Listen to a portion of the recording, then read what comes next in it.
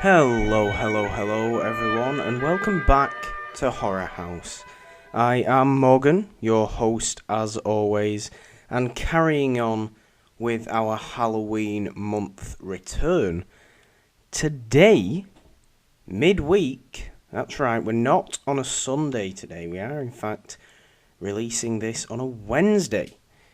And that is going to be the format for this Halloween month return. You are going to get 2 Horror House episodes a week. But yes, today we are talking about what I would consider one of last year's best horror films, and perhaps more impressively, what I would consider arguably the most entertaining zombie film of the 21st century yet. And obviously all of these films that we will be talking about on Horror House in the Halloween month return are going to be modern horror, from the year 2000 onwards, because that's what the people on the poll decided. So yes, today we are talking about Train to Busan, a Korean zombie film from last year. That's South Korean, for anyone who isn't fully aware that only South Korea can do this kind of thing. Directed by a guy called Sang Ho-yeon. And what I think is most special about Train to Busan is the fact that now you'd argue that the 21st century has been packed to the brim with zombies in pop culture. There are, maybe it's sort of around the time that The Walking Dead was, I don't want to, maybe hitting its maybe 3rd or 4th season. No, I don't watch The Walking Dead, just for context there. But maybe it's sort of around that time. It just felt like there were so many zombie films, television, everything seemed to be zombie related. And I'm not exactly certain why. Perhaps it has something to do with the sort of in culture and society today, people are seen as just mindless zombies engrossed in digital media. And say you get a group of people walking down the street and they're all texting, kind of looks like zombies sometimes. So maybe that's where the whole sort of boom in zombie culture came from, the mirroring of our own real society in that sort of sense. But what Train to Busan does really, really well, that not a lot of the good zombie, I say not a lot of the good zombie film. In fact, all of the good zombie films do this. But sadly, that's not a lot of the zombie films do this. Is put its characters over the action involved, and this is shown no better in Train to Busan than the fact that the zombies themselves are not the villains of Train to Busan. The one character that you would class as the quote-unquote villain is a very selfish corporate businessman. A slightly older gentleman who is just despicable throughout and causes a lot of unnecessary deaths to characters, and just of his own selfishness, and does not think twice about sacrificing other people to save himself. He's every time that man comes on screen in any way, I do think to myself, oh, this guy, seriously, he's just the worst. And he really, really is. But, I mean, the action itself in Train to Busan is excellent in its own right. And that is why I put this up with the best zombie films I've ever seen. And I mean, I know it only came out last year, so I may even still be riding the hype train, pun intended there with the word train, just for anyone paying attention. This film is mostly set on a train, but yes, the action is excellent, and like I said, it's why I say it's one of the best zombie films I think I've ever seen, because it combines these character arcs, these really thought out and very well put together character arcs, along with this just insane chaotic action. And I think it's the perfect it captures the mayhem that would be a zombie apocalypse perfectly.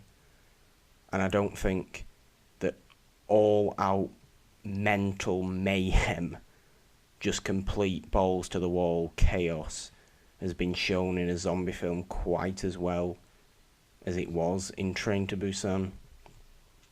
The zombies themselves, they're not the slow old school style zombies, the Romero zombies. They're not those kind of guys. They're not the rage kind of zombies you'd get in 28 Days Later or anything like that. They're sort of in between. Think of maybe Deadites from Evil Dead, if just a lot of them. And yeah, because they sort of have the same movements as Deadites as well.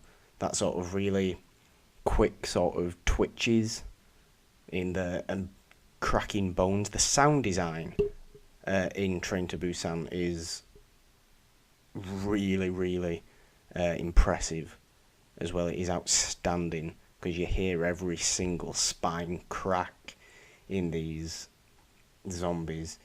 And yeah, I mean, I do want to talk about some of these character arcs within Train to Busan. And, just because maybe it is a Korean film, I don't want people should not feel put off by the fact that it requires some sort of reading of subtitles. Because if I'm gonna be honest with this, if you're not watching Train to Busan because you have to read subtitles, you are missing out on something very special. That's just my honest opinion. But let's get into some of these character arcs. The main protagonist of Train to Busan is himself, very similar to the, like I said, quote-unquote villain before, is himself this corporate businessman kind of guy who does very much so start the film off as quite a sort of self-centered guy. He has a daughter who it's clear he doesn't have the best relationship. I think his daughter's supposed to be about 8. He and his wife are separated. His wife lives in Busan, and he and his daughter, and I believe his mother as well, the daughter's grandmother, live in Seoul, in South Korea.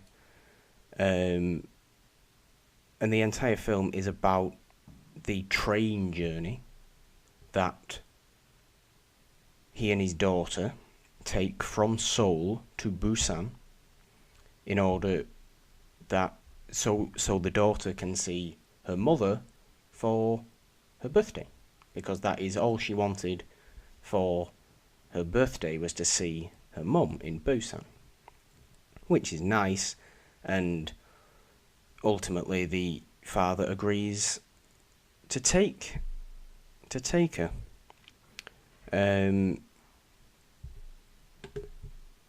Now I am going to spoil some aspects of Train to Busan. In fact, pretty much all of it, probably. So, just that there's a warning for now. But I do want to get the father's character arc quite sort of well explained. Like I said, he begins as this very sort of self-centered kind of guy, and it's just like, yes, he's the protagonist, but you kind of not like, you kind of feel sort of indifferent towards him at the start, and you grow to kind of love him by the end. He really turns it around when he has to, and when the train just becomes overrun with zombies, he does show his very good heart deep down, and does in fact end with him sacrificing himself to save his own daughter and a pregnant woman after he is bitten. And he knows he's only got a couple of minutes left until it fully takes effect on him. And he has a very, very emotional final scene with his daughter, right at the end of the film. It is by that point very, very, it packs a punch. And that, yeah, I can't stress that enough. That is really another thing that Train to Busan does so well, is has these heavy emotional moments within it, and that is a testament to just the way the character arcs were, and the way the characters themselves were sort of not played out. What's the word I'm looking for? Set up, almost. Hopefully you get what I mean. But the film does take time to let us know all the key characters on this train journey. And, I mean, from the point the train journey starts, this is a very, very fast-paced film. It's non-stop. It is, like I said, it is a character over action film, but it's got a lot of action in there. It's not, a slow-paced, old-school style zombie film by any means.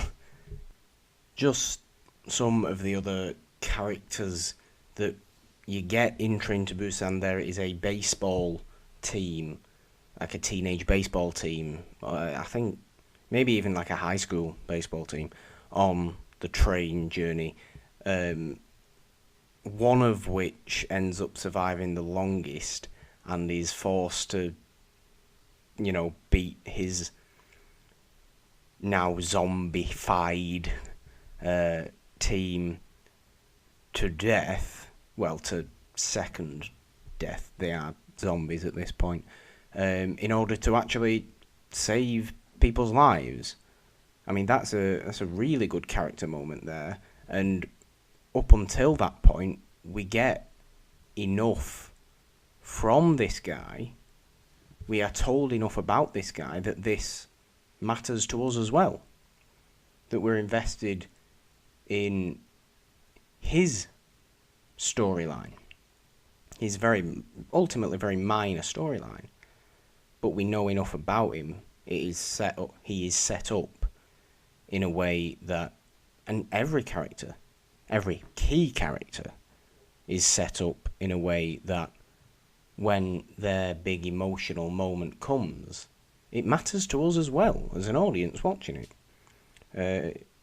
Like I said, we have that one baseball player beating up his old friends who are now turned into zombies. So the group of them that at that point includes the protagonist, the father, and another guy, and I believe one more guy actually as well. I think there's 4 of them Yeah, there's four of them at that point. But the one guy I do want to talk about is a an expectant father.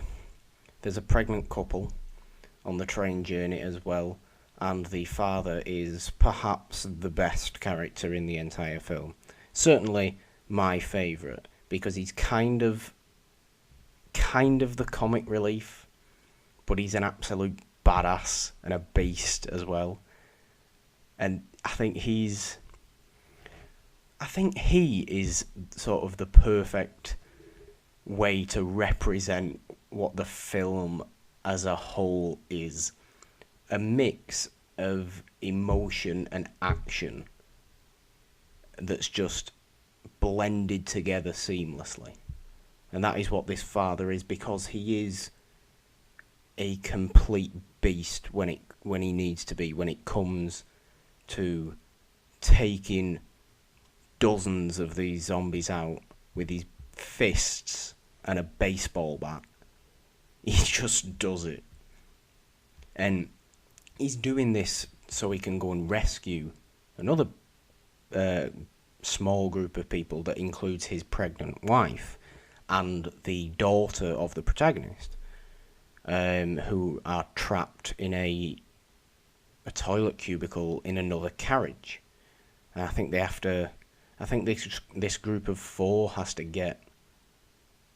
I think it's about 5 carriages away, all of which are just filled with dozens of zombies. In that way, this is when it sort of turns into, you could even call it like a video game style feel, where it's just, or at the very least, like a film like The Raid, where a Southeast Asian film in its own right, at this point maybe even classic action film. But obviously in The Raid, they have to go up levels in an apartment building.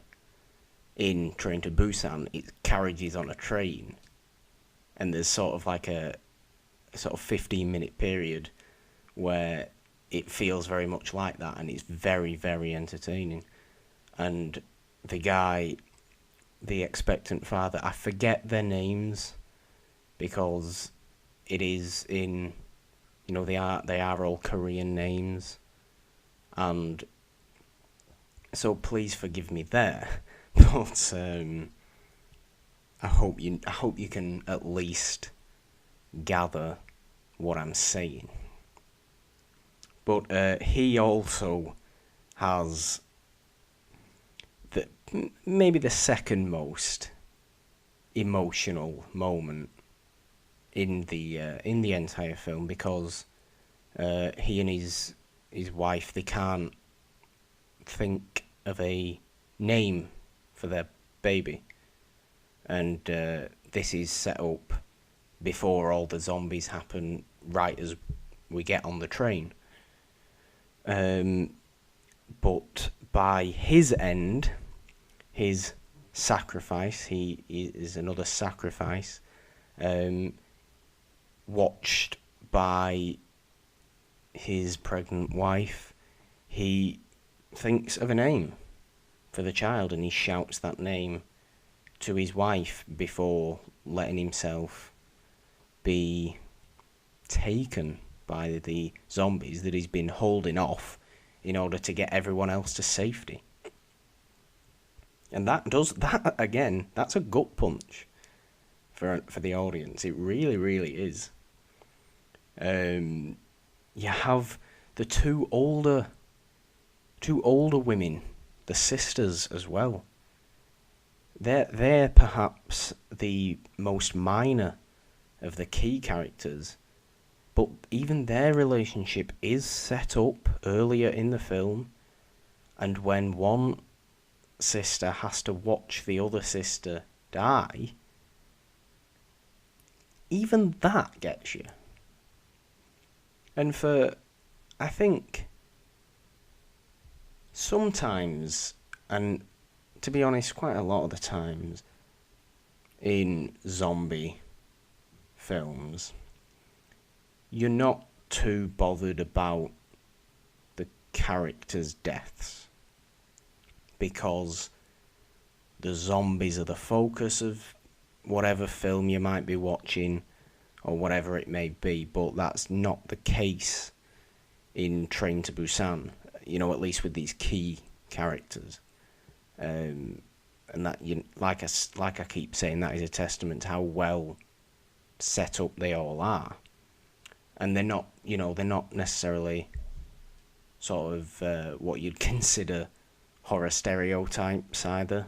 They are just characters. They are just people that you'd expect to find on a train. There's nothing special about them. There's nothing special about anyone. They're just average people that that by the time you're finished watching Train to Busan, you're looking back on and feeling quite sad about, because there are only two key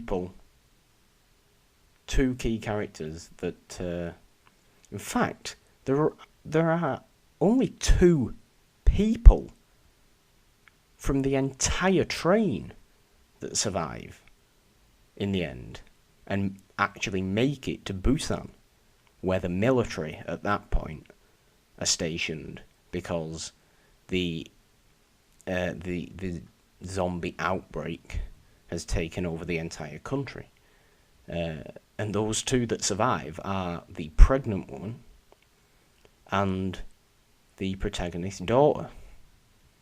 And like I said earlier, they only survive because the protagonist sacrifices himself, because he realizes that he realizes that he's been bitten, and for him to stay with his daughter and the pregnant woman, he would kill them given time, and he clearly doesn't want to do that in what remains of his sanity. He does not want to do that, and he comes full circle from this very self-centered guy we see at the start, this corporate businessman who I don't even know what he does. Yeah, an office type. He's a corporate type, but he shows his big heart by the end of the film. I mean, it's made more sort of not effective necessarily, but he has a bigger effect on the actual plot of the film than he first realises, because in what appeared to be a throwaway kind of line right at the start of the film, it turns out that the biochemicals that caused the outbreak, his company were linked to. They didn't produce them, but they were linked to them. Before I wrap this up, I do want to mention, I would be remiss if I didn't mention arguably the best scene in the entire film, and that is the terminal scene, the train station terminal scene, where at a certain stop on the journey from Seoul to Busan, they have to change trains. So they all, in the middle of a zombie outbreak, they all have to get off the one train and get on to the other train. And they are led to believe that this terminal is a safe place, that the military are there, and it will be very easy. When they get off the train and start walking through the terminal, lo and behold, the military have all turned into zombies. And it turns into utter mayhem again. And that is perhaps just the most perfect action scene in the entire film. You get the start of the expectant father's badassness there, You